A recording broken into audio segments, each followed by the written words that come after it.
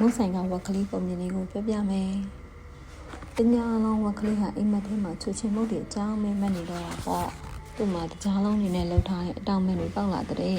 ။အဲ့ဒီတောင်မဲလေးကိုခတ်ပြီးရင်းညင်လာတဲ့ marshmallow တိန်းတဲ့ဒီကြားထဲကနေအယောင်တက်နေတဲ့မုတ်တွေနဲ့လှုပ်ထားတဲ့လာမင်းကြီးစီကိုသူပြန်ဆန်းသွားခဲ့တယ်။ကန်းငယ်မှာတစ်ဖက်ဖက်တောက်နေတဲ့ကြဲလေးတွေကလည်းတောက်ပါတဲ့စက်ဖို့လေးတွေနဲ့ထုတ်ထားတဲ့ချောကလက်တွေဖြစ်နေတာပေါ့။မနေ့လည်းနိုးလာရောဝက်ကလေးကတေးလေးတောင်ယူလို့ပေါ့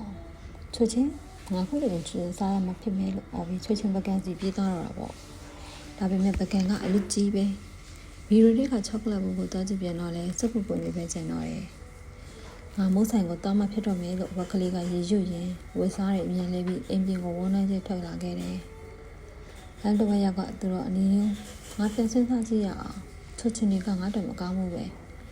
အခုထပ်ပေါ်လာစီမဲ့ပြင်ရင်းမြင့်ရင်လည်းဖြစ်စီတယ်လို့ကိုပြန်သတိပေးတယ်။ဒါပေမဲ့အိမ်မက်ထဲကချိုးပွဲတွေကိုပြန်သတိရသွားပြီးဆိုင်ကိုလည်းရောက်ခံနေပြီပဲဆက်သွားလိုက်တာပဲကောင်းပါလေလို့သုံးပြလိုက်ပြန်တယ်။ပပမအေးလေးနည်းနည်းလောက်စားတာဘာမှမဖြစ်ပါဘူးလို့သူကတွေးရင်ဆိုင်လာရောက်တော့တေးလေးပြန်ယူလာပြန်ရော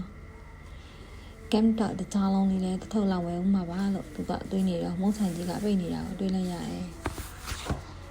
ဆိုင်တကားမှာခီးသွားနေတဲ့ဖြစ်ဆိုင်ခဏပိတ်သည်ဆိုတဲ့ဆိုင်မှုကြီးကိုချိန်ထားတာပေါ့ဒါနဲ့ဝက်ကလေးလည်းအိမ်ကိုပဲပြန်လာခဲ့ရတယ်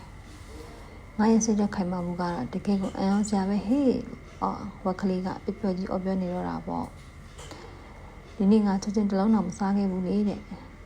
အဲ့ဒီညမှာတော့ဝက်ကလေးကညစာကိုဟင်းရအတုပ်လေးနဲ့နာနုအေးလေးတစ်ဖန်ကွာပဲတောက်လိုက်တယ်သူကကိုပေါ်ပါတာလေလို့ခံစားရပြီးရင်ပြရင်ခဲ့တာမျိုးလည်းလုံးဝမရှိတော့ဘူးပေါ့ပုံမြင်လေးကပေးတဲ့သင်ခန်းစာကတော့တစ်ခါတလေမှာကိုယ့်ရဲ့မကောင်းတဲ့အကျင့်တွေကိုတားဆီးဖို့အတွက်ပိတ်ထားတဲ့တစ်ခါတစ်ချက်ကအထီးရောက်ဆုံးဖြစ်တတ်ပါတယ်ကိုယ့်ရဲ့စိတ်ထက်အခြေအနေကပိုပြီးအဟံတာဖြစ်စေတတ်တာကိုဆိုလိုတာပါပုံမြင်လေးကတော့ဒါပါပဲကွယ်